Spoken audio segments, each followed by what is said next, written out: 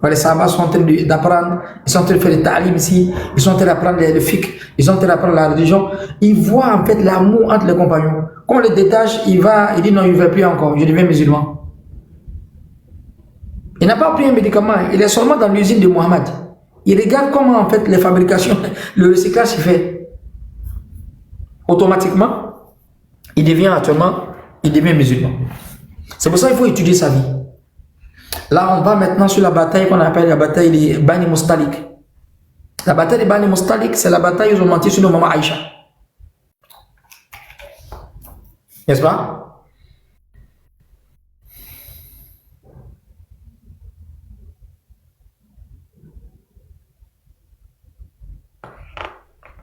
Je vois. La bataille s'est passée à l'an 5 de l'Égypte, c'est-à-dire après l'expédition, après l'Égypte, après le déplacement des compagnons, la 5e année. Le récit dit, ayant été informé que les Bani Mustalik se préparaient à attaquer et qu'il incitait ceux qui les entouraient à combattre le prophète et les gens de Médine, aussitôt le prophète se mit en route en vue de mettre un thème à leur menace. C'est-à-dire quand les gens souvent voulaient venir attaquer le prophète l'anticipe, il fait sortir une expédition pour venir protéger Médine. Quand il protège Médine, c'est à cause de qui? C'est à cause de lui, mais c'est à cause des musulmans seulement? C'est à cause de qui? Hein? Il protège Médine à cause de qui? Je veux dire la religion, Inch'Allah. Non, oui, il y a ça aussi, mais c'est encore plus élargi. C'est à cause de quoi? Les gens doivent attaquer. Comme il comprend ça?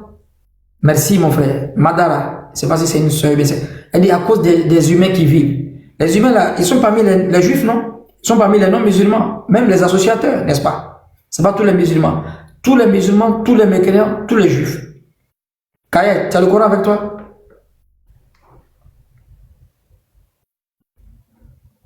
On rentre ici dans une partie qui est très très importante, qui va nous faire ressortir du terrorisme.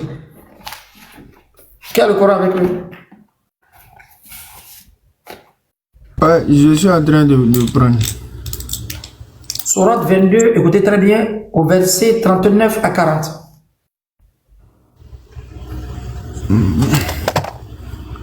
Sourate 22, verset 39. C'est en train de sortir, voilà.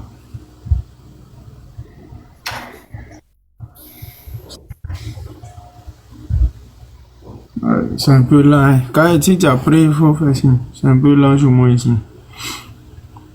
Comme ce téléphone-là.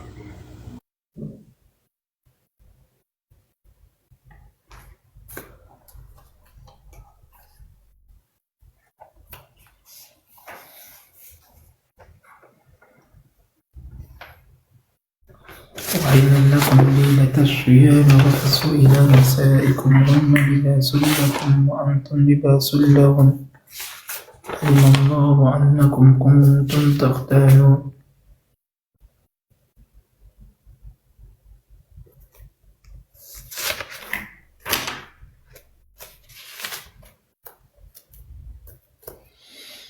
Personne n'a le Coran avec lui?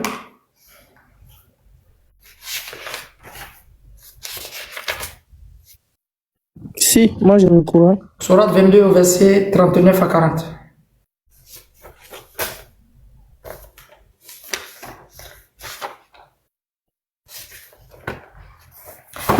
Écoutez attentivement.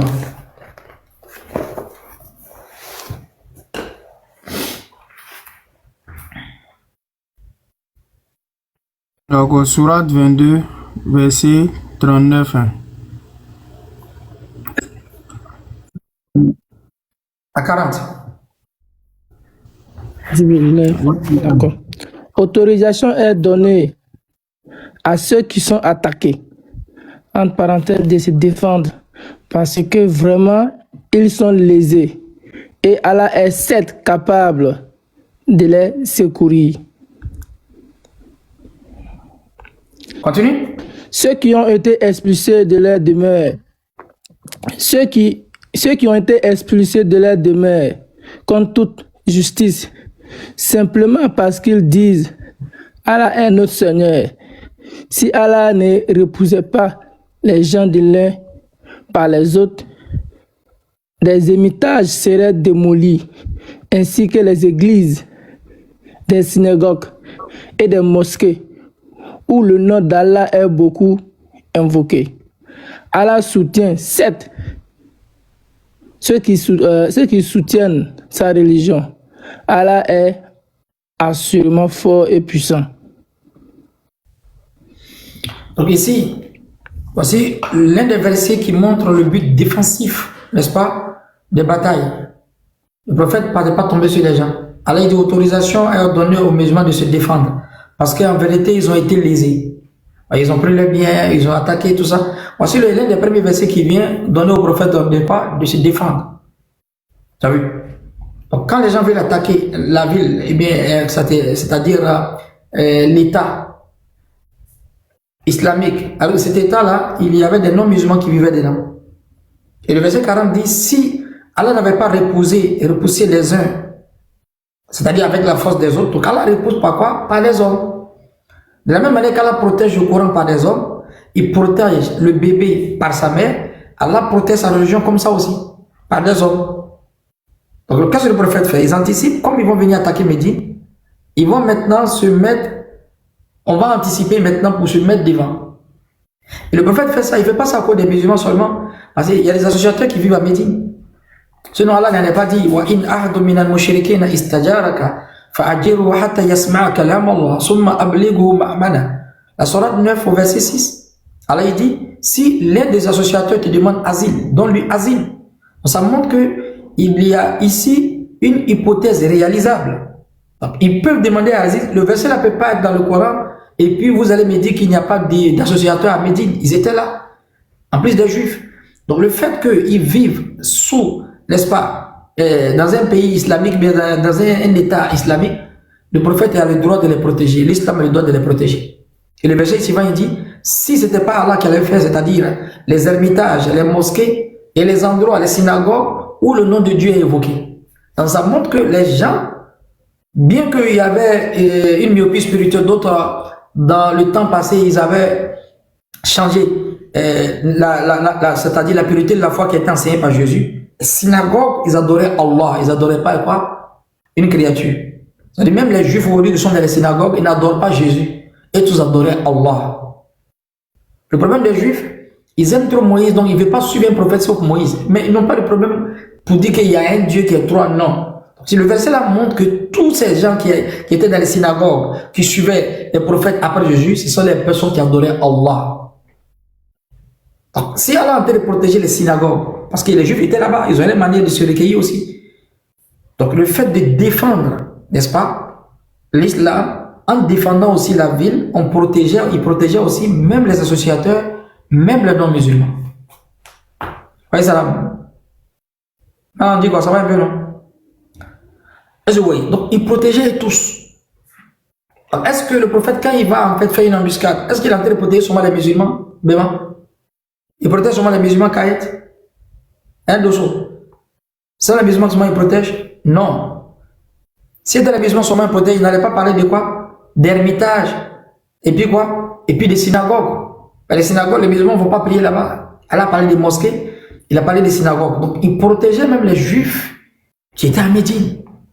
Est-ce que vous me comprenez?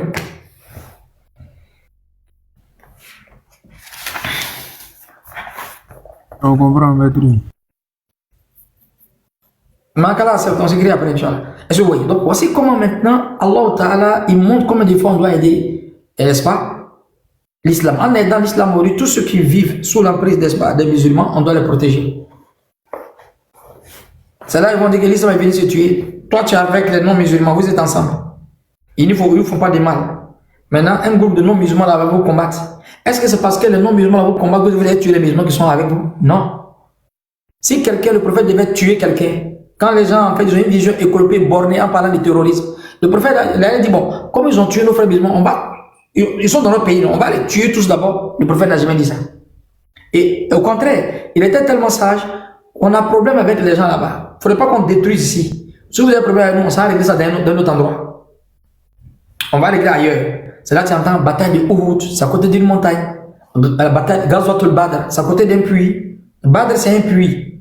Donc, ils ont fait la bataille à côté. Pourquoi ne pas faire bataille à Médine?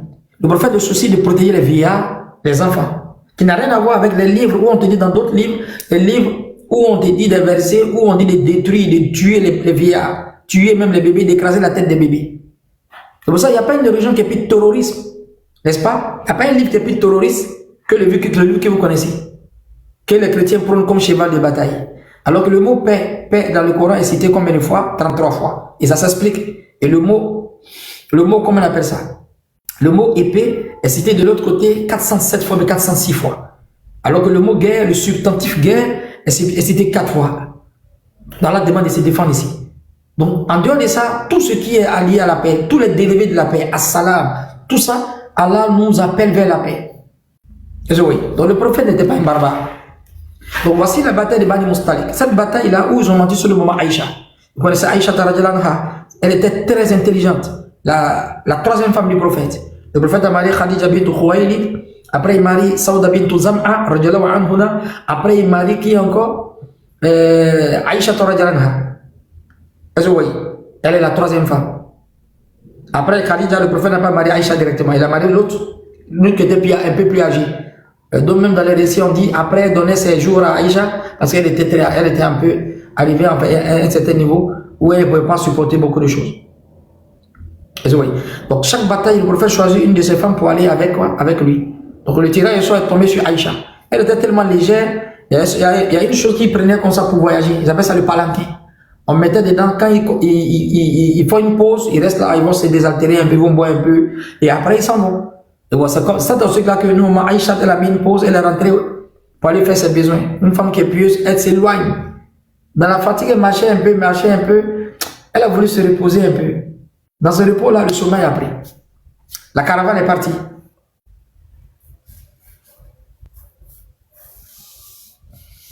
La caravane est partie. La caravane s'en va maintenant. Arrivé là-bas, on ne voit pas normalement Aïcha. Parce que comment les monafiques, les hypocrites qui étaient parmi les musulmans, ils vont s'aimer le désordre, ils vont mettre le doute dans la vie des compagnons pour traiter notre maman et puis les femmes de quoi? Comment on appelle ça? De personnes qui ont fait l'adultère. C'est là que Allah va défendre maman Aïcha, Allah va envoyer des versets. Généralement, d'autres disent les 25 premiers versets de la sourate Nour, bien que ça parle de l'adultère, ça règle beaucoup de cas, mais ici, Allah était en train de parler. Ici, vient démentir, blanchir toutes les femmes qui sont accusées d'infidélité, d'adultère. C'est pour ça que quand tu n'as pas les preuves sur une femme, elle a fait l'infidélité, elle a fait l'adultère, toi, on doit de chicoter. De jurer, wallah, tu jures une fois, tu jures 2 fois, 4e fois, tu dis que la malédiction dans son bâtiment. Donc Aïcha, elle est devant là, elle ne voit pas, la caravane est déjà partie, le prophète est là-bas. Ils sont arrivés dans l'autre endroit. La bataille de Bani Mustalik. Voici comment maintenant les monafiquins, le chef parmi eux, comme on l'appelle Abdullah bin Ubay bin Salul, voici comment maintenant il va maintenant mettre ses ingrédients d'hypocrisie pour mentir sur le Aïcha. Ah, c'est une femme de prophète, mais on ne sait pas, hein, on ne sait jamais. Il a mis la tête des gens. Le prophète il est troublé parce qu'ils sont en train de mentir sur sa femme. Les compagnons ne sont pas contents. Les hypocrites sont en train de s'aimer en fait. Et comment on appelle ça?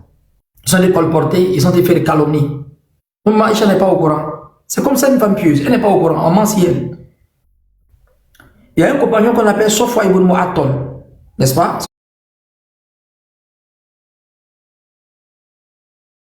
Les gens vont, il est toujours à 1 km, si vous voulez, à 30 minutes, 1 heure, il marche un peu. S'il y a des objets qui sont tombés, il prend, et puis il va rejoindre là-bas. C'est lui qui partait, maintenant il est venu au Maïcha.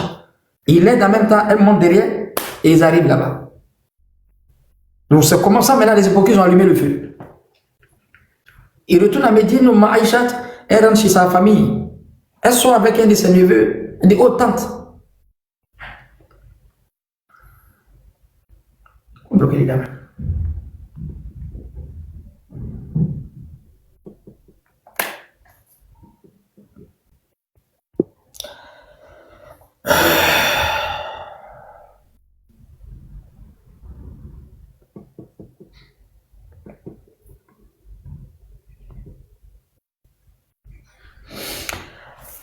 On a besoin de gens civilisés ici. Est-ce que vous voyez un peu?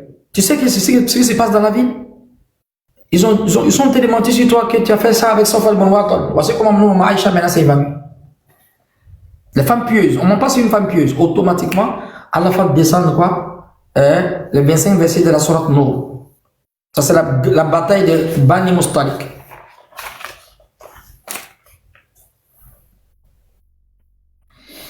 Et on trouve ça dans le livre des musulmans à la page au numéro 2541 et pardon, Bukhari 2541 et Muslim 1730. Les hypocrites et la provocation des fitna, les dissensions. Lors de cette bataille eurent lieu de nombreux événements. Les hypocrites essayaient de s'aimer la discorde, mais le désordre entre les muhajirines et les ansar au point de les mettre les deux parties, au point que les deux parties risquent de se livrer au combat. C'est-à-dire, entre les deux, les hypocrites mettaient des fitna. Ça fait que souvent les muhajirines et les ansar voulaient même se frapper.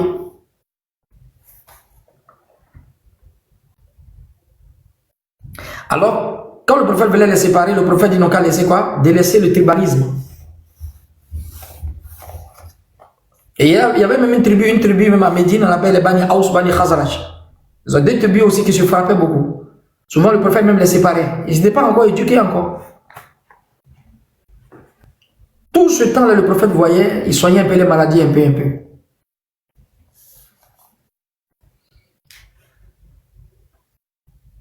Et après, maintenant, on voit ici le prophète et la mise en considération de l'opinion publique. Le prophète, chaque fois qu'il a un souci, qu'est-ce qu'il fait? Il peut se concerter avec ses compagnons. Allez, il faut te concerter avec quoi? Avec tes compagnons.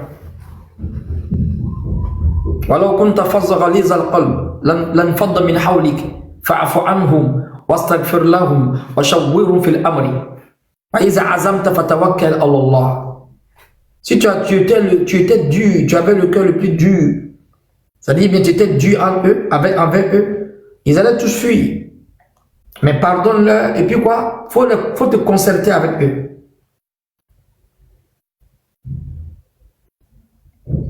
Comment quelqu'un qui a la révélation, il se concertait avec quoi? Avec ses compagnons souvent. Donc souvent quand il y a un incident, le prophète demande le rail des compagnons. Comment vous voyez? Mais il y avait une bataille, il a pris la vie de qui? De Salman Farisi. Il passe la bataille Ghazwatul Khandak, la bataille de quoi? La bataille des fossés. Où Salman Farisi dit à Rasulullah, nous chez nous, on a une manière de combattre les gens. On va causer des fossés pour entourer la ville. S'ils viennent avec les chevaux, ils tombent dedans, on le combat. Et ça vient de Perse. Et quand ils sont venus combattre Médine, quand ils sont arrivés, ils ont vu, n'est-ce pas, les troupes qui ont entouré Médine, ils ont su que non, cette idée-là, ça ne vient pas des Arabes. Ça, c'est un Perse qui a envoyé cette idée-là. Ça, c'est l'avis d'un compagnon, Salman Farisi. Abdullah bin Umayr bin Saloun, ça, c'est le chef des Munafiqin. Celui qui va en bataille avec le prophète, s'ils sont 1000, il fait retourner 300, et même 200. Mais matin, après, tu le vois à la mosquée encore en train de faire les éloges du prophète. Et Omar bin Khattab voulait le tuer. Parce que le prophète a donné, Allah a envoyé Jibril pour donner les noms des munafiques. Est-ce que les 70 noms des munafiques, là, ça est dans le Coran? Kayet. Hein? Donc, les 70 noms des munafiques, ça est dans le Coran? Il faut mettre. Il y a 70 noms de. Oh là, il n'y en a pas là-bas, maître. Vous êtes sûr que c'est pas là-bas? Pas du tout. Donc c'est faux. C'est faux même, ça n'arrive pas à côté de la vérité. Vous jugez, les gens ne connaissent pas l'islam. Wallah, ils ne comprennent pas l'islam. Le prophète a donné 70 noms de monde. Où tu as trouvé ça? C'est pas dans la sira du prophète. Il a donné à un compagnon, Abdullah bin Uzayfa. Ou bien Uzayfa bin Yaman. Ils ont tout oublié les deux.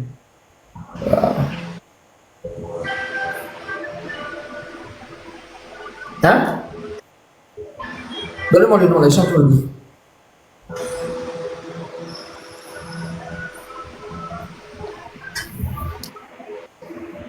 Ah, le frère, je ne sais pas s'il a mis son cerveau sur vibreur. Toi, tu achètes un médicament. Et après, maintenant, on met en fait la posologie. Donc, tu as dit que le médicament n'est pas complet parce qu'il y a la posologie. Dozo, c'est logique ça? Pas du tout, pas du tout. J'ai acheté un portable, iPhone. Le fait qu'ils ont mis le mode d'emploi là, donc le iPhone n'est pas complet parce qu'il y a le mode d'emploi. Les gens ne réfléchissent même pas. D'où vous sortez avec vos compréhensions là? On est en train d'expliquer la cita du prophète, il dit dont le Coran n'est pas complet. Celui qui a mis son cerveau si vibré, il ne va pas me comprendre. Hein. J'achète une radio, je mets un mode d'emploi. Donc, comme il y a le mode d'emploi, la radio n'est pas complète. C'est pas complet, alors qu'on va. Les gens réfléchissent. J'achète un écran LED, bien, nouveau. Le fait qu'il y a le mode d'emploi, donc ça veut dire que l'écran LED n'est pas complet. Et ça va un peu dans la tête des gens. Ça là, pensons. Vous savez pas où vous dormez et puis où vous venez sur les lèvres des gens. Est-ce que vous réfléchissez un peu? Donc, parce que le prophète explique les hadiths, donc le Coran n'est pas complet. Au lieu de raisonner, les gens raisonnent. On en demande, on veut le raisonner, on n'a pas dit de raisonner. Il faut raisonner, il ne faut pas raisonner. Donc ici, le prophète sallallahu alayhi wa sallam, il donne l'explication de l'islam qui est toujours en simultanéité avec le Coran. Donc, toute parole du prophète qui est vraie, ça ne contredit même pas le Coran. Pourquoi? Parce que la manière de pratiquer le Coran, c'est ça qui est la vie du prophète. La vie du prophète, le Coran, la vie du prophète, c'est-à-dire le Coran, si tu veux comprendre le concept du Coran, regarde la vie du prophète. Il n'y a pas une personne qui a pratiqué le Coran que le prophète. Est-ce qu'il y en a? Pas du tout. Donc les 70 noms des hypocrites, le chef parmi eux, race africaine, c'était qui? Abdullah ibn Ubay ibn Saloum. Non. Parce que même son fils était musulman, son fils a demandé au prophète de donner son habit. Il va donner à son père, il va faire ça comme son linceul. Le prophète a donné. T'aimes la pitié. Le gars, c'est un hypocrite juré. Il a détourné des gens à la bataille. Le prophète dit non, ne le tuez pas. Ils vont dire que Mohamed aime tuer, c'est quoi? Les gens qui sont à côté de lui. Un hypocrite connu. Vous allez dire que le prophète est terroriste? Si les gens mettent ces aussi vibrer sur TikTok, ils ne connaissent pas l'historicité de Mohamed. C'est pour ça qu'on parle de la sira du prophète. On le fait expressément. Il faut que les gens connaissent Mohamed. Un hypocrite, toi tu as vu le gars, il t'a trahi Dosso, il a trahi l'autre, il a trahi Kaed, il est avec vous encore. Donc on doit les chasser, il doit quitter. Le prophète les laisser le. Ils vont dire que Mohamed aime tuer les gens qui sont à côté de lui. Il y a sagesse qui dépasse ça. Non, pas du tout. Il n'y a pas sagesse qui dépasse ça. Wa innaka la'ala khuluqin azim. Mohamed, tu es doté d'un caractère éminent. لقد كان لكم في رسول الله حسوة حسنة لمن كان يرجو الله واليوم الآخر وذكر الله كثيرا قل إن كنتم تحبون الله فاتبعوني يحببكم الله ويغفر لكم ذنوبكم الله غفور faut lire sa vie. Il est venu compléter l'édifice des valeurs, ses qualités, la pédagogie en fait, comment on appelle ça, de son enseignement. L'élasticité dans ses enseignements, et là, je suis trouvé le nom, la manière de parler. Il a une méthodologie pas possible. Et la méthodologie de Mohamed pour pratiquer le Coran, c'est sa vie. On demande à Aïcha quelle était la vie du prophète, le Coran. Il dit son comportement, c'est le Coran. Donc, comment tu vas voir? Donc, les 70 noms des monafiques, ce n'est pas dans le Coran. Donc, c'est faux. Non. Donc celui qui ont mis celui qui on l'a purgé au lieu de courage. Il ne pourra jamais dire que non. Le prophète n'a pas donné de 70 noms des monafiques à un compagnon qu'on appelait Abdullah Bouzifa. Bouzifa ou Bunyamin, ils sont tous les deux noms. On les deux.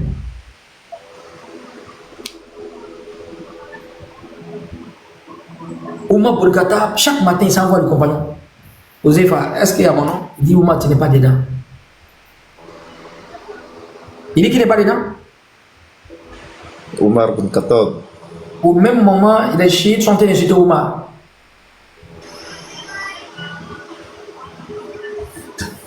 C'est aussi vibreur. C'est-à-dire, de ce point, c'est bizarre.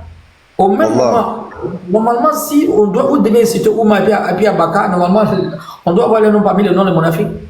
Omar, ils s'en demandaient, est-ce que c'est dedans? Non, c'est pas dedans.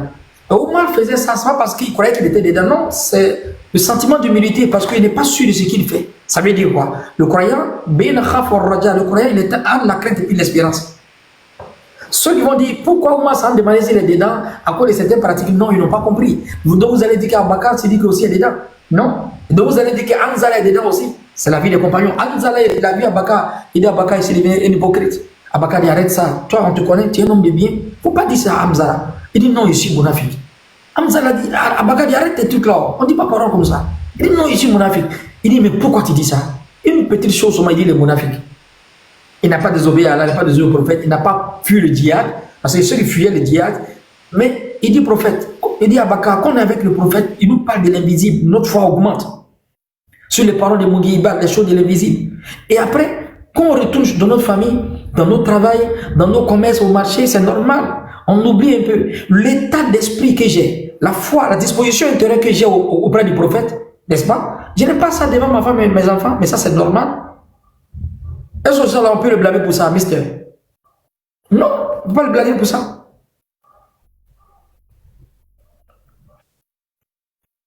On ne peut pas le blâmer pour ça, mais lui-même dit non, je n'ai pas une bonne foi. Alors que c'est normal, le temps que tu es à la mosquée, quand tu écoutes les prêches et puis tu es dans ton travail, ce n'est pas la même chose. Ce n'est pas la même chose. C'est normal, tu es un homme. Abakar dit, je ressens la même chose. Il dit, c'est qu'on a le même problème là. Alors on va le prophète. Est-ce que ça là, c'est être monafique? Le prophète va leur dire, non.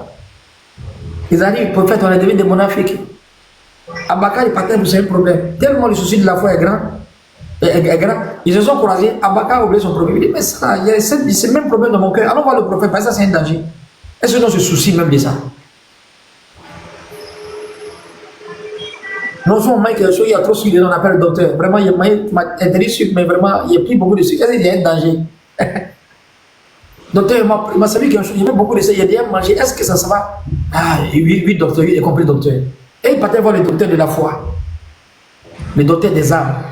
Parce que les mots des âmes, les mots du cœur, ce sont des grands mots. Donc ils vont voir le prophète, on a les mêmes maladies. Ya Rasulallah, quand on est avec toi la foi augmente, mais quand on se retourne notre foi avec notre travail dans nos commerces, on n'avait pas la même sensation. Le prophète dit, sallallahu alayhi wa sallam, l'état d'esprit que vous avez avec moi, ce même état d'esprit, si vous le gardez dans vos commerces, avec vos femmes sur vos lits, mais les gens vont descendre sur la terre pour venir vous saluer dans vos maisons, sur vos lits, ils vont venir faire à tout comme ça. Et ça c'est possible? Pas possible. Et il a dit, il dit, mais un temps, une heure, c'est ça la fin du hadith. Qu'est-ce que ça veut dire une heure, un temps, un temps pour ce monde, un temps pour l'au-delà, un temps pour la foi, un temps pour notre travail mondain. C'est normal. Donc ça montre qu'ils n'étaient pas des monafiques. Donc, si moi, Barka vient dire aux Zéfa, pardon, donne-moi un peu le monde des monafiques, il dit, tu n'es pas dedans. Il dit, donne-moi le nom d'un seulement. Il sait que s'il a dit le nom d'une personne, on va le tuer en même temps. C'est là ça qu'on est. Abdullah bin Ubay bin Saloun était à la tête, n'est-ce pas, des hypocrites. À ce moment, Omar bin Khattab dit, oh messager d'Allah, laisse-moi frapper le cou de cet hypocrite-là. Il va couper sa tête en même temps. Il nous a tout trahi et puis tu le laisses. Qu'est-ce que le prophète dit? Celui qu'on traite de quoi? Des renégats, celui qu'on traite des rebelles. Les ignorants qui sont sur les réseaux sociaux partout, qui font des livres, ils disent Mohamed est comme ça, comme ça. Celui qu'on traite, n'est-ce pas, des terroristes, il est venu à l'islam avec la force, il ne connaît absolument rien. Ceux qui sont en train de faire sont les pépins d'enfants. Qu'est-ce que le prophète répond à Oumar? Il ne pas dit Oumar, il faut le tuer, il faut le décapiter, on est tout fatigué là. Il y a le tuer, tout le déjà et tout. Le prophète a dit quoi à Oumar? Oumar, laisse-le. Je ne veux pas que les gens disent Mohamed tue ses compagnons. D'abord, c'est beau à voir. Hein? On trouve ça dans le livre de Bukhari 4905, le Muslim 22, 248, non 258, exactement 46 là-bas. Ça aussi c'est faux, non?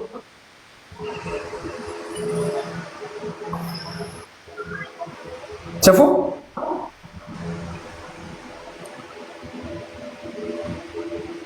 Hein? Donc c'est faux, non? Ah, c'est faux, hein, parce que ça n'existe pas dans le Coran.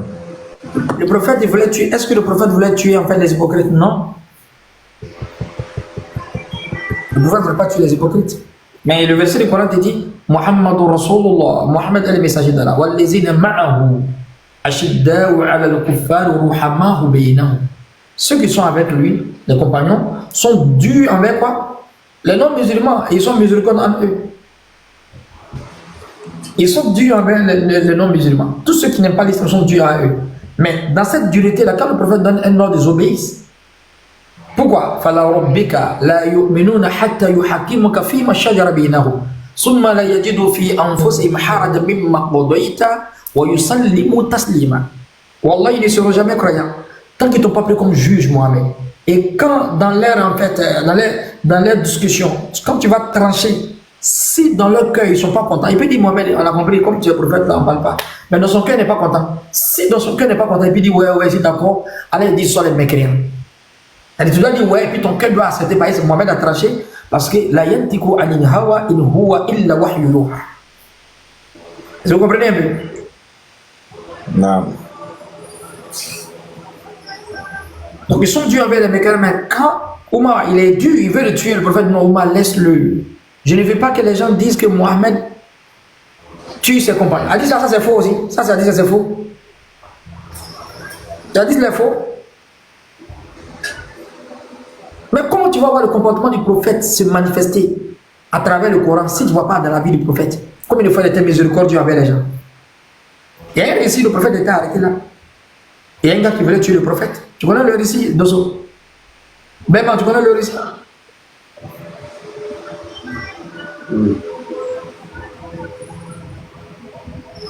Ben, tu connais le récit? Non, non, maître. Maître, je ne connais pas le récit. Ah, vous connaissez, peut-être vous avez oublié. Est-ce que Kaï connaît le récit? Est-ce que Kaï est là? Elle n'est pas là. Autre. Merci, Alpha. Le prophète est couché comme ça, en bas de l'arbre. Ba'da Zour, le prophète s'est reposé un peu. Parce qu'Allah parle de Sarah, les trois moments de quoi? Les trois moments pour en fait, l'aura. Quand tu dois surprendre quelqu'un comme ça chez lui à la maison, peut-être il s'est déshabillé, peut-être il est dans son coin ou en fait des pâtures honteuses.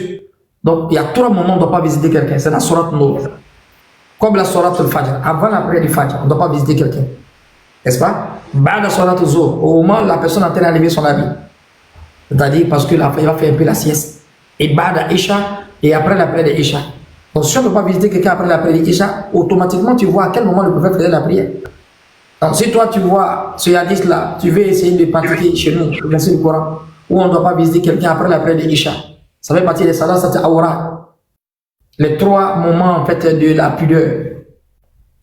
Si c'est après Isha, et c'est notre Isha de 19h. Moi, il n'avait pas dit salut Dosso à 21h. Il dit Dosso dit non, le prophète dit on ne peut pas zérer quelqu'un après Isha. Ça montre qu'en fait, la prière de Isha à leur temps, c'était bien retardé. Et parce que quand la prière de Isha finissait, tout ce qu'il faisait comme Nawafil, ça tombait dans les prières de nuit. Alors si nous on fait le Isha à 19h30, moi, il vais aller saluer mon frère à 20h30. Mais c'est possible toujours. Ça dit que non, le prophète, Allah dit de ne pas saluer quelqu'un après Isha. C'est lequel Isha tu parles? C'était une parenthèse. Donc ici, ça montre que le Isha, c'était bien retardé. Voici comment le prophète sallallahu alayhi wa sallam, il est couché. Après Zour, le mécréant vient prendre le sable qui était accroché à l'arbre. Il a tapé le sable du prophète voit le gars dégainer. Il va dire, pardon, le prophète, lui, tawakkaltu Allah. La foi est remplie dans son cœur, 220 volts. Il dit, man yamna'u minni. Qui te protège de moi? Ton Mohamed, là, ça a fini aujourd'hui ici. Tu parles pas Mohamed, là. Dieu fini avec toi tout à l'heure. Parle. Le mécréant, il n'a pas la foi. Il a épée, il croit qu'il a toutes les armes du monde entier. Tu es en train de combattre quelqu'un, celui que même dans l'invisible, toutes les armes de l'invisible sont derrière lui. C'est-à-dire les causes visibles pour mourir, Mohamed avait. Et les causes invisibles pour suivre le prophète Mohamed avait. Mais lui, il ne comprend pas, il a épée son nom. Le prophète dit Allah, Allah, Allah, Salah, Samarrat. Quand le prophète a dit 3 fois son nom, le gars, il a tremblé. Le mécréant, il n'y a rien dans son cœur. Si ce n'est pas la peur, c'est tombé. Le prophète prend l'épée. Normalement, si c'est toi, tu fais quoi, Dosso? Quelqu'un veut te tuer. Si tu prends l'épée, tu fais quoi? Il achève. Tu vas le fabriquer nouveau, non? Oh, ça c'est vite fait. Togo la viande. Même les Européens te disent non, ça là c'est bon, légitime défense. Le prophète, non, lui son enseignement, ou la science, n'est-ce pas? La petite science, les petites lois des gens finis, c'est là-bas la science de Mohamed commence. C'est là-bas la pudeur de Mohamed commence. C'est là-bas l'empathie du prophète Mohamed commence. Allez, salatu wassalam. Donc là, ici, le prophète clame devant toute la face du monde que non, légitime défense, ça c'est petit, ça c'est pour les gens qui n'ont pas de pitié. Moi, j'ai dépassé ça. Le prophète dit, là, on les laisse. Le prophète attrape le sable, il dit, toi qui te protèges de moi, le sable. Il dit, pardon, il faut être le meilleur.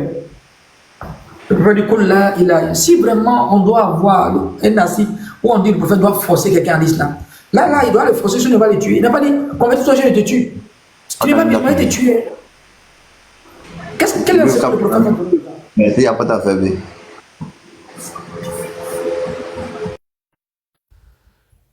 Quel enseignement le prophète va donner aux gens ici?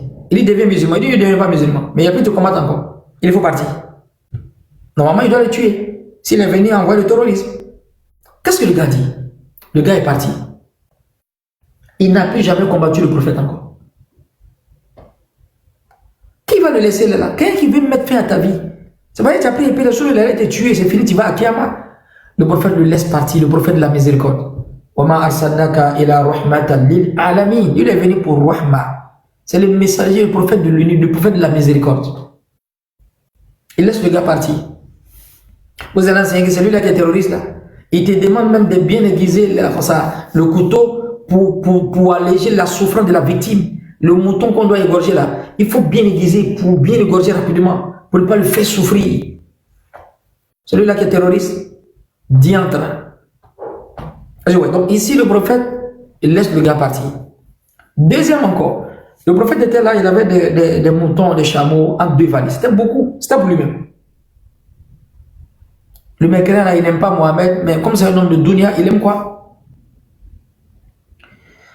Allah, il aime... comment on appelle ça? Il aime en fait les bestiaux, il aime en fait les animaux du prophète. Le prophète a vu que le gars c'est un homme de dunya. Donc ici, je vais envoyer un ami son âge. Peut-être il aime, après les gens il peut se convertir, il va lui faire un ikram. Le prophète voit, il n'aime pas le prophète, il sait son visage, mais il regarde les moutons là, c'est bien joli. Le prophète dit, tu aimes? Il n'aime pas, on dit oui. Le prophète, il faut prendre tout. Il lui a tout donné. Pourquoi les gens ne parlent pas de ça aujourd'hui? Vous présentez le prophète comme un terroriste. Pourquoi vous ne parlez pas que c'était le prophète de la miséricorde? Le prophète lui donne un coup. Prends tous les riches, dans le cas de toutes les richesses, un coup. Tous les grands que vous connaissez, les Bill Gates, les Elon Musk, prenez tout. Il n'y en a pas. Tout ce qu'il avait, il a tout donné en même temps. C'est pour ça qu'on dit que le prophète était pauvre, les gens ne comprennent pas. C'est un riche qui a accepté la pauvreté. Il était très riche. Quand l'argent vient, en même temps il est vert. Il a accepté la pauvreté. Un milliardaire qui a des milliards en même temps. Quand son argent vient, il distribue, il devient pauvre en même temps. Tu ne vas pas venir le trouver, ça est sur lui. Le prophète a accepté la pauvreté. Le gars, il prend les moutons, il s'en va dans son village, il les dit comme un fou, il parle seul. Il m'a donné tout ça. Tout ça, c'est pour moi. Il rentre dans son village, qu'est-ce qu'il dit? Oh, homme, rentrez dans l'islam. Mohamed, il fait des dons comme quelqu'un qui ne craint pas la pauvreté. Et qu'est-ce qu'il dit après? Il s'est converti après. Il dit, il se peut que tu rentres dans l'islam à cause d'un bien de ce monde, mais après tu comprendras qu'il y a une chose qui est grande que le monde et son contenu qui t'attend après la mort. Le prophète de la miséricorde, là quoi, a été la cause de la guidée avec ses bestiaux. Troisième encore. Le prophète de la miséricorde, sallallahu alayhi wa sallam, il était un jour dans la mosquée, il était en train d'enseigner ses compagnons, il y a un bédouin, un arabe de brousse. Tellement le gars, il n'aime pas l'islam, il est rentré, il a ouvert son 3e pied, il a commencé à pisser dans la mosquée comme ça. Il a arrosé les compagnons. Il a arrosé tous. Tellement il en avait marre. Il a gardé l'urine là. Où c'est bien chaud, il doit pisser là. Il rentre dans la mosquée, son salam alaikum, il attend, il pisser sur les gens. Il a arrosé tous les compagnons. Et c'était gâté. Imagine. Un mec rentre dans la mosquée aujourd'hui pour aller pisser. Qu'est-ce qu'on fait à cette personne? La mosquée a tapis, climatiseur. L'imam en tête, il fait le khutbah et puis il rentre et puis il pisse. Imaginez son sort. Ça sera comment, mister? Les fabriquer nouveau en même temps. Hein? Ils vont le frapper, ils vont le laisser. Ah, les fabriquer nouveau, hein?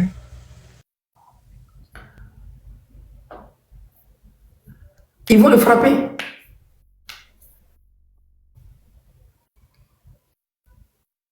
Dans une ville, c'est bon, je ne vais pas citer le nom de la ville. Dans une ville, et puis il y a un imam qui est venu nous voir, quoi. C'est ça, bon. Bon, en fait, il était dans sa madrasa, il était en train d'enseigner. Et puis, c'est pas si une femme, je ne vais pas dire le nom de son pays là, qui n'aimait pas l'islam, elle a pris son urine et puis elle est venue verser comme ça. Elle est venue avec, vous savez, souvent dans le village, les femmes elles urinent, comme au village ils urinent, et puis après ils vont verser les matins. Donc elle est venue, parce que les gens récitaient le Coran, elle est venue verser ça. De toute façon, les gens l'ont maudit, quoi. Tu as vu? Elle est venue verser dans la madrasa. C'est chaque mec qui a pris le doigt contre elle-même. Tu as vu? Donc le prophète, sallallahu alayhi wa sallam, c'est le prophète de la miséricorde. Ce qui est dans son cœur, ça coûte chose. Donc le prophète demande de faire miséricorde. Jusqu'à ce que l'hypocrite là, qui a menti sur le moment Aïcha, tout ça, l'habit du prophète, son enfant est venu demander ça pour qu'on ensevelisse son père avec ça. Un hypocrite. Le prophète a accepté. Après, il veut que le prophète aille prier sur son corps. Un truc comme ça. C'est là, il dit au prophète, il ne faut pas le faire. Le prophète, il veut demander pardon. Allah dit, il ne faut pas, il va demander pardon. Allah dit au prophète, même si tu demandes pardon, combien de fois?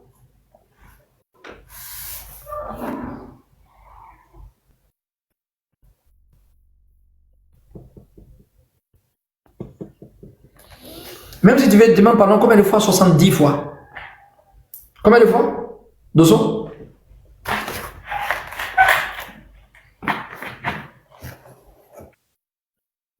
C'est pour ça, dans la sourate, je pense que c'est la sourate Tawbah, Allah dit, Allah ne va pas les pardonner, n'est-ce pas? Tu veux demander pardon pour eux. Si tu ne demandes pas pardon, même si tu demandes pardon par 70 fois, je ne vais pas les pardonner. Le prophète dit, mais comme c'est 70 là, peut-être je vais faire 71, parce qu'Allah a dit 70, je vais faire 71, peut-être Allah va pardonner. Parce que le verset dit, si tu demandes pardon, tu ne demandes pas pardon, je ne vais pas les pardonner. Donc, si Allah me donne le choix de demander pardon, de ne pas demander pardon, mais je ne vais pas les pardonner, je vais demander pardon quand même encore. Allah dit même 70 fois. Il dit, mais si Allah dit 70 fois, peut-être je vais augmenter, il va demander toujours l'esprit de la miséricorde, même pour les hypocrites. C'est là, il dit, voilà, takum ala qabri.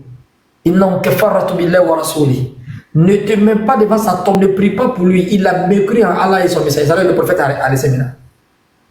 Tellement il a la miséricorde dans son cœur, même pour l'hypocrite, il cherche une situation. C'est lui qui est présenté par les occidentaux, par les gens qui c'est un terroriste. Diantre. qu'Allah donne la compréhension. Donc le prophète a dit à Omar, laisse-le, je ne veux pas que les gens disent Mohammed tue ses compagnons. Sallallahu alayhi wa sallam. Est-ce que vous voyez? Non. Cela indique bien sa magnifique sagesse, sa belle patience, son généreux pardon et son insistance à mettre en considération l'opinion publique.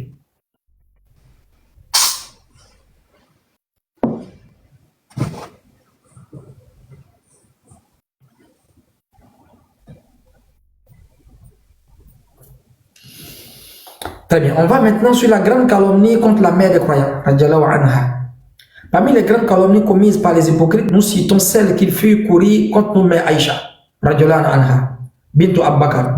C'est le crime de la calomnie qu'ils inventaient et diffusaient tout pour tacher l'honneur de Aïcha. Cet événement fut l'un des plus grands malheurs qui atteignit le prophète et son épouse. Aïcha qui pleurait tellement qu'on croyait que ceci allait fendre son foie. Tellement elle pleurait. Comment on peut mentir sur moi comme ça? Bukhari 26, 61, Muslim 27, 70. Aïcha présenta sa scène de souffrance dans une autre version, angoissante et dans un récit plein de tristesse. À ce moment, le prophète se tint debout pour prononcer un discours où on portait plainte auprès de ses compagnons contre les préjudices et les complots des hypocrites, tout en faisant l'éloge de son épouse en disant: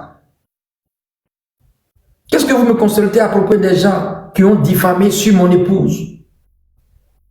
Ensuite, le Coran fut descendu en vue de réfuter cette calomnie évidente, d'innocenter la mère des croyants, d'immortaliser sa pureté et sa chasteté et de confirmer son innocence. Le verset dit, Surat Nur, ceux qui sont venus avec la calomnie sont un groupe d'entre vous. Ne pensez pas que c'est un mal pour vous, mais plutôt c'est un bien pour vous.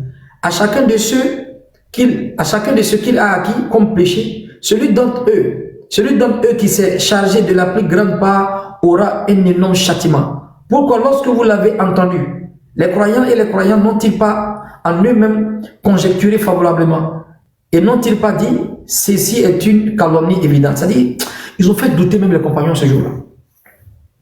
Et lorsque les versets furent révélés, le prophète se rendit à Aïcha et apportant la bonne nouvelle à Ria en disant: oh Aïcha, 7, Allah t'a déclarée innocente.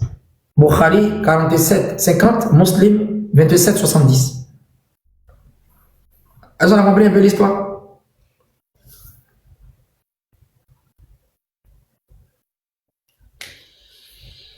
Hein? On a compris l'histoire?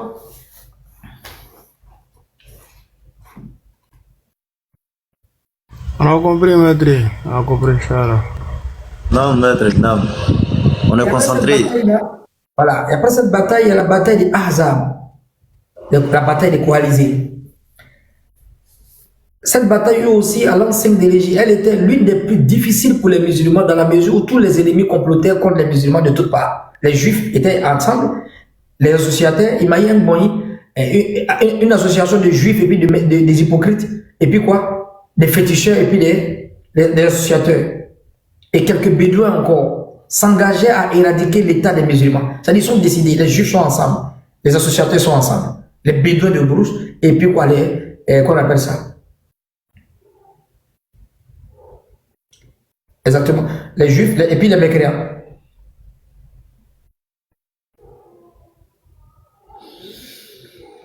Donc là, il voulait finir maintenant avec le prophète.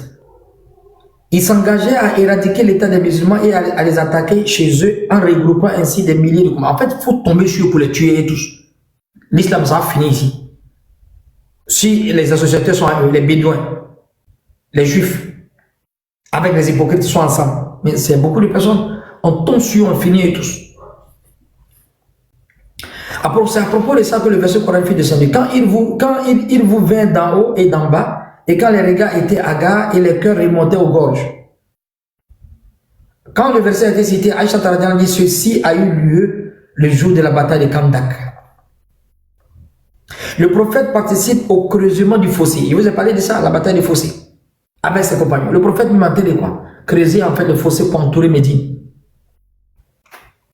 Le creusement du fossé constitua, grâce à Allah, le plan bien établi pour protéger Médine et démonter ainsi les complices des ennemis. De sa part, le prophète participa à ce creusement en transportant des pierres, et des briques, tout en ayant le ventre attaché à une pierre à cause de la faim. Est-ce qu'il y a un verset du Coran où ils ont dit que le prophète a attaché des cailloux à cause de la faim? Vous connaissez un verset du Coran comme ça?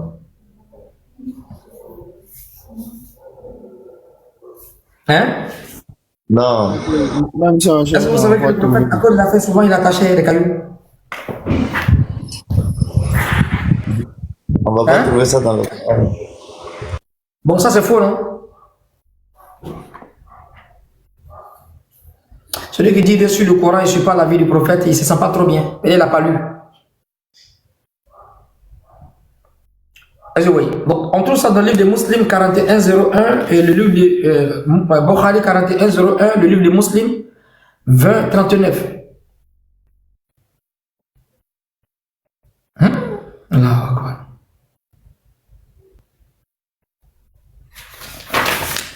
Allahu Akbar.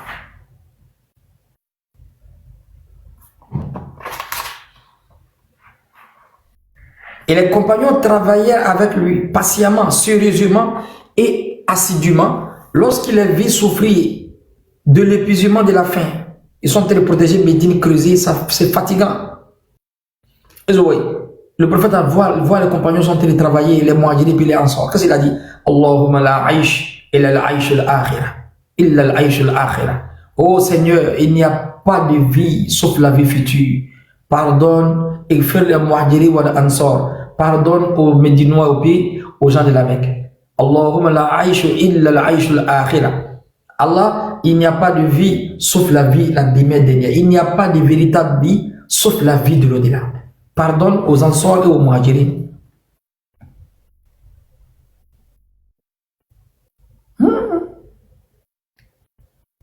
Les signes de la prophétie de la bataille de Khandak. Pendant le creusement, oui.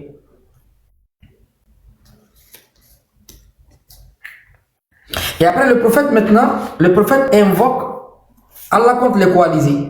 Le prophète invoqua Allah contre les coalisés en disant: Seigneur, toi qui as révélé le livre, toi qui es prompt dans les comptes, mets en déroute les coalisés. Seigneur, mets-les en déroute, mets-les en fuite et ébranle-les. Bukhari 29, 33, Muslim 17, 42. Dans une autre version: Ô Seigneur, toi qui as révélé le livre, qui fait courir les nuages, toi qui mets en déroute les coalisés, fais qu'ils soient vaincus et accorde la victoire contre eux. De ce fait, Allah exauça les invocations du prophète. Bukhari 29, 66, Muslim 17, 42. La défaite des coalisés. Allah soutient ses alliés, accorda victoire à son serviteur, vainquit seuls les coalisés et épargna aux croyants le combat. Il n'y a pas eu combat. Il y a un vent qui est venu, qui a soufflé. Le vent est venu déraciner tous les armées des mécréants et après tous ont fui. Allah envoie un vent seulement. Il n'y avait pas eu combat. Les compagnons ont gagné sans même lever un bras. C'est là, mais Allah dit dans le Coran: oh, vous qui avez cru, rappelez-vous le bienfait d'Allah sur vous.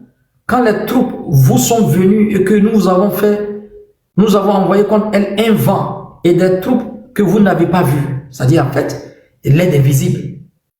Allah a renvoyé avec leur rage les mécréants sans qu'ils n'aient obtenu aucun bien. Et Allah a épargné aux croyants le combat. Allah est fort et puissant. On a compris, Inch'Allah, les gars?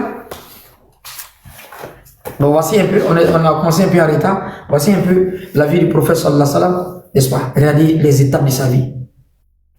Comment tu vas comprendre tout ça là si tu lis pas en fait la sira du prophète? La bataille, comment les compagnons ont souffert. Il y a un endroit dans le Coran où ils ont creusé, Allah dit ils ont creusé comme ça. Non, on dit la bataille des fossés, la bataille des Ahzab, c'est fini. Hein? ولما رأى المؤمنون أحزاب قالوا هذا ما وعدنا الله ورسوله وصدق الله ورسوله وما زادهم إلا إيمانا وتسليما. الذين قال لهم الناس إن الناس قد جمعوا لكم فاخشوهم فزادهم إيمانا. الناس فقالوا حسبنا الله ونعم الوكيل فانقلبوا بنعمة من الله وفضل لم يمسسهم سوء واتبعوا رضوان الله. Wallahu fadlin azim. Tu as vu? Il n'y a pas ici, Allah parle de la bataille seulement des Ahzab. Mais ce qui s'est passé dedans où le prophète se concède, le prophète est en train de travailler, ils vont creuser pour entrer Médine. Et qui va donner en fait cet avis-là? C'est Salman Farisi. Parce que c'était un plan des Perses.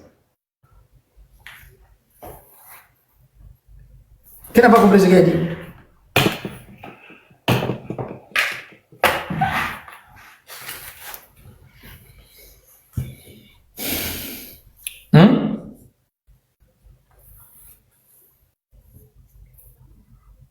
Qui n'a pas compris ce qu'il a dit?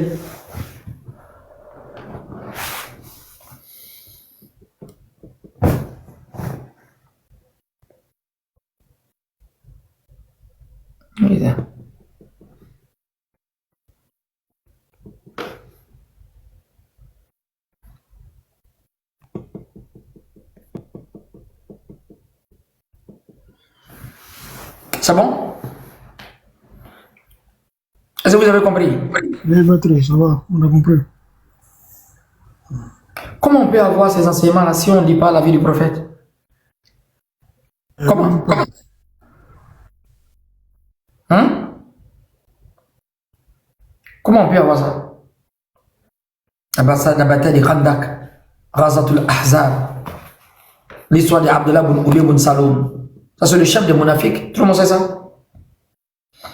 Et son nom est dans le Coran. Le nom du compagnon qui est dans le Coran, il s'appelle Zayd. Falamma qada Zayd minhu watara. Hein? Zayd. Le prophète voulait le prendre comme fils adoptif. Le seul compagnon, son nom est dans le Coran, il s'appelle Zayd. Le nom de Zayd est dans le Coran. Falamma qada Zayd minhu watara. Quand Zayd a voulu en fait rompre son mariage avec Zina. En dehors de ça, il n'y a pas le nom d'un compagnon comme ça. Mais il y a des versets qui montrent que quand tu expliques, tu comprends que ça parle de tel compagnon. ثاني الاثنين إذ هما في غار إذ قال لصاحبه لا تحزن إن الله معنا. Qui était dans la grotte avec le prophète? Hein? Kaït.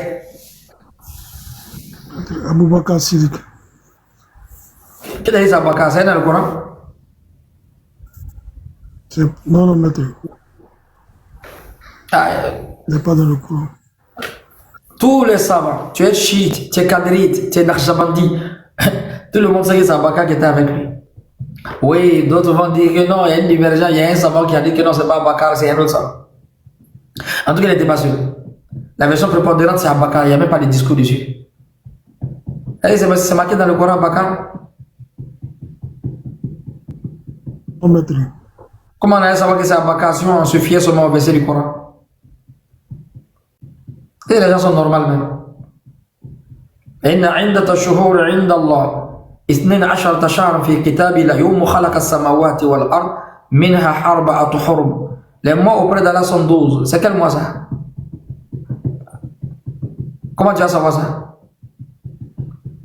Avec le Coran, tu ne peux pas savoir.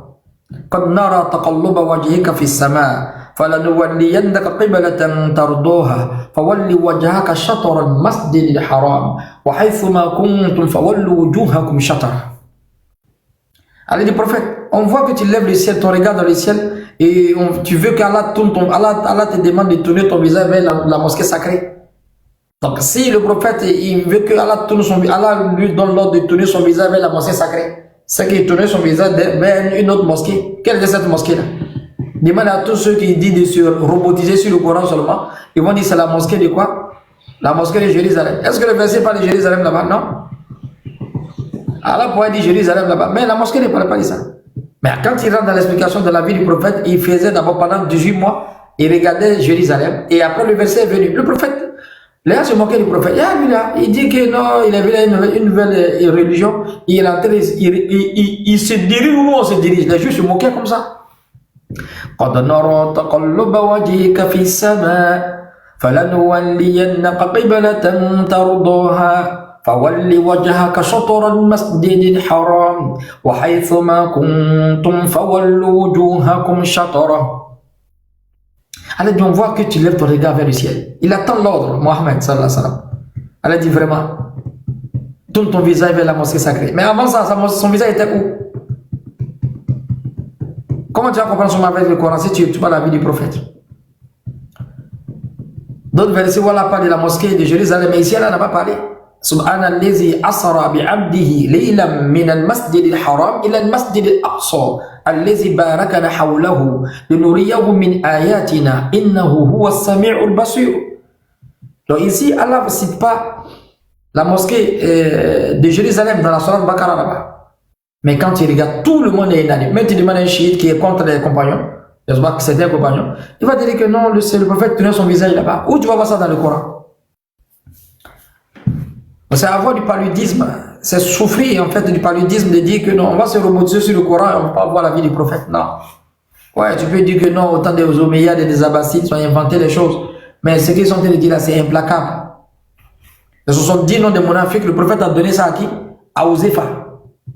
Ouma Bonkatab, chaque fois, il dit à mon nom, il n'y a pas ton nom. Ouma, tu n'es pas de arrête de m'emmerder. Ouma dit, pardon, donne-moi le nom de un seulement. Ouma, pardon, donne-moi le nom de un. Il dit, Ouma, il ne donne pas. Il sait que Ouma va couper sa tête. Non, il va diminuer sa taille rapidement. Ça aussi, c'est faux. Il faut apprendre digne. Donc, toute personne qui va dire ça, c'est un savant prématuré, c'est tout. Il est encore à l'état embryonnaire de la connaissance. Le digne, فَإِن تَنَزَعْتُ فِي شَيْءٍ فَرُدُّوهُ إِلَى اللَّهِ وَرَسُولِهِ إِن كُنتُمْ تُؤْمِنُونَ بِاللَّهِ وَالْيَوْمِ الْآخِرِ. Le digne, c'est Allah, c'est le prophète. C'est ça qui est digne. En Dieu, il n'y a pas la religion. C'est du folklore. C'est du quoi? C'est du quoi? Mister Martin, c'est du quoi?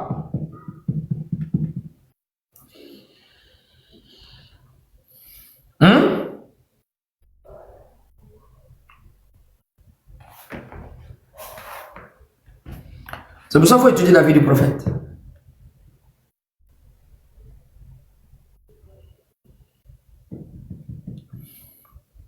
Tu as vu? Donc après les 12 mois, après quoi encore?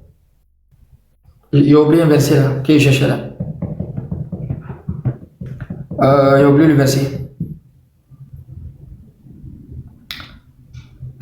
Donc, dit de se reposer souvent sur le Coran, n'est-ce pas? C'est avoir en fait une connaissance déficitaire, défectueuse de l'islam. Non, non, non, ce n'est pas en fait la bonne vision. Les paroles du prophète, quand tu entends, mais tu n'as pas besoin de lire le Coran, mais tu sais que c'est vrai. Le prophète dit sallallahu alayhi wa sallam, al-kayyisu man dana nafsahu wa amilat lima ba'da al-maut wa al-ajiz man atba'a nafsa hawa wa tamanna ala Allah amani. Tu n'as pas besoin de demander ça, c'est la parole d'un prophète. Al-kayyisu man dana nafsahu, tout prophète de Dieu il t'appelle vers l'au-delà.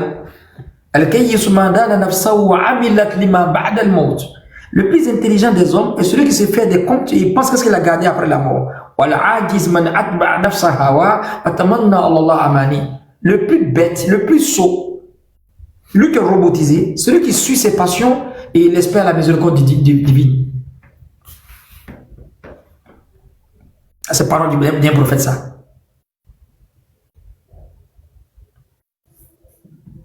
N'est-ce pas? C'est ça qu'on appelle parole d'un prophète. Tu sens la lumière dans la parole. Tu sens en fait le souci de l'au-delà.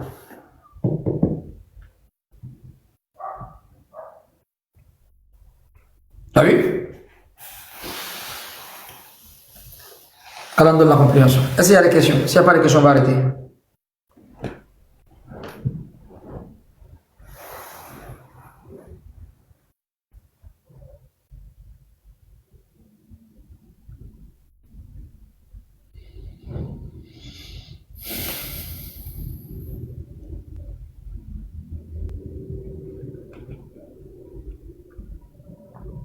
C'est bon?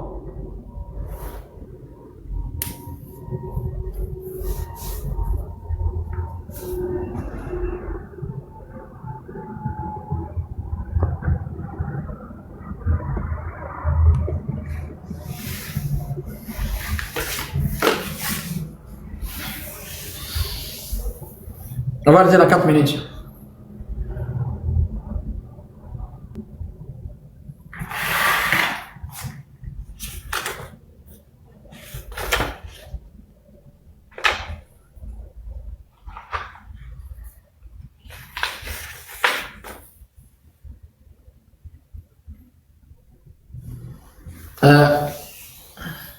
Elle dit Ya ayyuhan nabiy qul li azwajika wa banatika wa nisa'il mu'minin yudnina alayhinna min jalabibihin.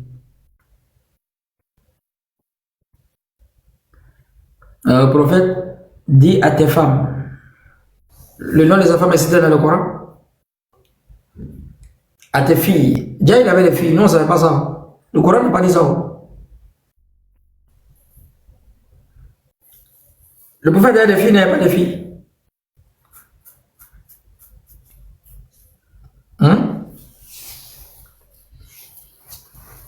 Le prophète avait des filles, il n'avait pas de filles. Vous ne répondez pas. Il avait des filles, le prophète. Mais ce n'est pas dans le Coran. Non, ce n'est pas dans le Coran. Maître, il y a quelqu'un qui pose une question là.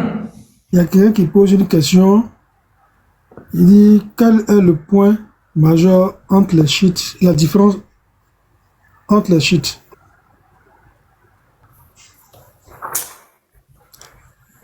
Et qui nous différencie des chiites.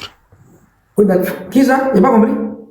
Il dit quel est le point majeur qui nous différencie entre des chiites.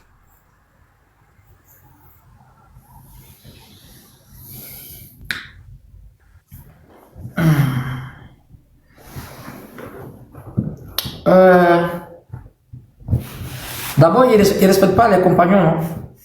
Parce que les compagnons sont déjà agréés. D'accord. Ils ne respectent pas les compagnons. Le fait de peut-être maudire, souvent insulter Abaka, insulter Ouma, insulter Noma Aïcha, ça c'est un égarement. C'est un égarement. Ah, son nom. Parce que oui, c'est un égarement. C'est une forme de mécréance même. Ce sont les gens qui ont fait la bataille de Badr, la bataille de Uhud. Quelqu'un qui était dans la grotte avec le prophète, toi tu le minimises. Tu attends quoi au jour de la résurrection? Et ça là.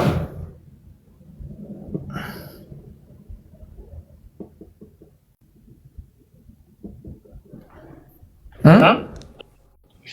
Oui, maître, on dirait que je parlais là, on ne m'entendait pas. Hein. On n'entendait pas, non? Oui, c'est après j'ai remarqué. Je répondais depuis, mais Non, on t'attendait pas. Tout ce que tu disais, on n'a pas entendu. oui, oui, c'est bizarre. Le prophète dit Al-Ashab ken-nujum. Mes compagnons sont comme les étoiles. Toi, tu dis que non, toi, tu insultes un pour les un. C'est la mécréance.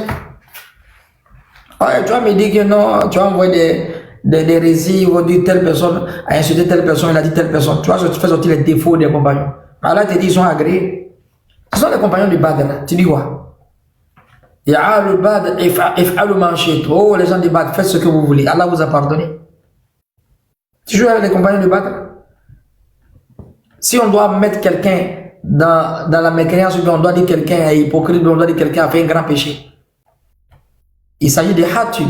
Hatib, celui qui a dit le secret. Quand le prophète voulait rentrer à la Mecque, il a envoyé. Ils ont campé à la Mecque, d'abord dit de ne pas dire à quelqu'un. Ceux qui sont là avec nous, qui ont les familles là-bas, ne disent pas à quelqu'un. Et une fois qu'il partait là, Hatib, qui était un compagnon de Badr, il a donné une lettre là-bas. C'est pas en fait avec une mauvaise intention pour dire à sa famille qu'ils arrivent avec le prophète, donc mettez-vous dans un coin, il ne faut pas vous avez un problème, le prophète n'arrive pas. Il donnait de bons conseils quoi, dans la lettre. Le prophète dit de ne pas dire à quelqu'un. Dans l'armée, ça c'est grave. Lui là, tu n'as pas traité de mécréants, c'est Abaka et puis Oumar tu vas insulter. Mais lui là, le prophète dit non, laissez-le. Oumar dit non, c'est un hypocrite. Le prophète Oumar, ce n'est pas un hypocrite. Mais ça c'est un danger ce qu'il a fait là. C'est dévoiler le secret de l'armée des musulmans. Dans l'armée, on doit te tuer. Mais c'est un compagnon du Badr, le prophète Oumar. Tu as oublié, arrête ça. Tu ne sais pas que c'est un compagnon du Badr? Allah n'a pas dit, oh les gens de Badr, faites ce que vous voulez, Allah vous a pardonné. Il a fait une grave erreur. Mais il dit Oumar, attention, Oumar dit c'est un hypocrite. Le prophète Oumar, ce n'est pas un hypocrite. Hein. Tu ne connais pas les hypocrites. Il a fait une erreur. C'est une grave erreur. Dans l'armée, on doit te tuer. Il a filé le secret. Djibril descend rapidement. Il faut qu'il y a Mohamed. Il y a un Hatib, elle était compagnon qui a donné une lettre à une femme, elle est en train de partir vers la Mecque là-bas. Si elle donne la nouvelle là-bas, tous les Mecqueriens, ils vont savoir que tu es en train de venir.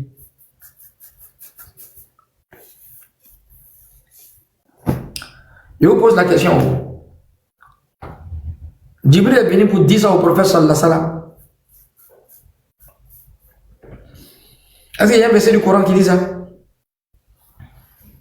Ou bien, de façon pragmatique comme ça, est-ce qu'il y a un verset où elle dit, oh, vous les croyants, un jour, il y a un compagnon qu'on appelle Hatib, n'est-ce pas, qui a foulé sur en fait, qui a filé le secret, n'est-ce pas, et j'ai envoyé Djibril pour dire au prophète que non, il a donné ça à une femme. Il n'y a pas un truc comme ça. Si tu ne vas pas dans la vie du prophète, tu ne vas pas comprendre ça.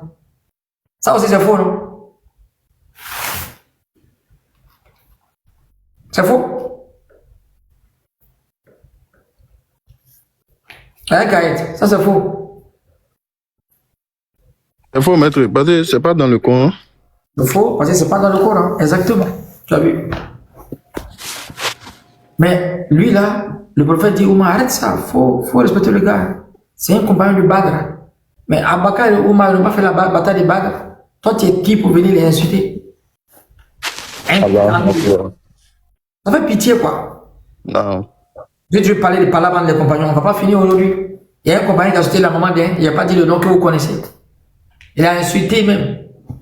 Il y a une bataille même à Abaka, l'autre a insulté même jusqu'à parce qu'il y avait une idole qui était parmi les femmes des idoles, une idole qui était femelle, un truc comme ça. Abaka a insulté jusqu'à m'a insulté, mais c'est parti intime. Le prophète dit Abaka, on ne dit pas les choses comme ça. C'est mêlé en boule. Ce sont les grands compagnons. Non. Là, il est en train de défendre le Tawhid. Donc pour dire que non, Kayet, il est vu là-bas, il a fait telle chose, mais il était en train de faire telle chose. Donc c'est ça qui va te discréditer. Donc c'est ça. Donc quand tu ne connais pas les récits, ils vont te faire sortir entre les compagnons, ils vont te faire dire les défauts d'un, et bien une erreur d'un, ils vont dire ah donc il n'est pas bon. C'est toi qui le fais bon, c'est Allah qui le fait bon. Si c'est Allah qui fait les gens bons, qui sont pardonnés, pourquoi toi tu viens insulter, a fortiori, dire qu'il est mécréant, dis encore qu'ils sont maudits. Mais ça c'est la malédiction qui est derrière. Allah Akbar. C'est très clair. المهاجرين والأنصار والذين اتبعوهم بإحسان رضي الله عنه ورضوا عنه. Les muhajirin, ceux qui ont immigré, Al-Ansar. Abaka et puis Oumar n'ont pas immigré. Ils ont immigré. الذين آمنوا وهاجروا وجاهدوا في سبيل الله بأموالهم وأنفسهم أولئك أعظم درجات عند الله والله هو الفوز العظيم. يبشرهم ربهم برحمة منهم ورضوان وجنة لهم فيها نعيم مقيم. الذين آمنوا إباب الرحمة وهاجروا رضوان وجاهدوا الجنة. Abaka et Oumar sont dedans. Comme vous faites, ils sont dans une typographie idéologique, typographie sectaire, coalition politico-militaro-religieuse, vous insultez les compagnons et vous angélisez d'autres, vous démonisez d'autres. Ça, c'est la mécréance. C'est quel dalil tu vas prendre pour dire que les compagnons Abaka et puis Oumar ne sont pas agressés? C'est quel dalil tu vas prendre? Donc les erreurs sont les erreurs, mais ils sont radiallahu anhu. Les frères, on a demain. Salam alaikum. Alaykoum salam wa rahmatullahi wa barakatuh, maître. Merci beaucoup pour l'enseignement. Merci beaucoup pour le partage. Quelqu'un qui rentre dans la mosquée, est-ce que tu dois lui dire merci beaucoup? Maître, Et rentre dans la mosquée, ça va prier, ça va dire, mon frère, merci beaucoup. Hein. Moi, je suis venu à donner là. Pourquoi on dit merci, ça me fait rire, quoi. non, maître, vous savez que nous on vient ici là, c'est parce que la foi c'est down. Donc on vient remonter la foi ici. Donc merci beaucoup parce que grâce aux enseignements, ça remonte la foi. C'est à vous on dit merci, parce que vous êtes venu écouter. Donc à demain les gars, salam alaikum. Maître combien? Salam alaikum. Maître a dit celui qui est venu à la mosquée. Quand il veut prier à côté, ça va. Dis-le mon frère, merci beaucoup. Hein. Il est resté à la mosquée, on dit merci beaucoup. Salam alaikum. Alaykoum salam wa rahmatullahi wa barakatuh. Alhamdulillah, alhamdulillah, alhamdulillah, Rabbil Alamin. Nous remercions Allah, bien sûr, qui nous a permis de suivre cette vidéo. Nous vous disons, bien sûr, merci d'avoir suivi la vidéo et de rester connecté. N'oubliez pas surtout de vous abonner à notre chaîne RT Religieux TV. C'est très important. Abonnez-vous. Abonnez-vous pour que ça puisse permettre à d'autres personnes de voir vraiment la véracité de ce débat-là. Donc aussi, abonnez-vous aussi pour que ça puisse booster non seulement la vidéo, afin que ceux qui n'ont pas encore vu la vidéo puissent la voir. C'est important. Et n'oubliez pas aussi de liker la vidéo. C'est important aussi. Et n'oubliez pas de laisser vos avis dans les commentaires ou de partager cette vidéo-là. À la suite de cela, nous allons dire bien sûr demain ou après-demain, ou bien nous dirons à la prochaine, Inch'Allah ta'ala, qu'Allah nous bénisse tous depuis nos différentes positions et que Dieu s'amène soit sur nos différentes affaires. Assalamu alaikum wa rahmatullahi wa barakatuh depuis vos positions.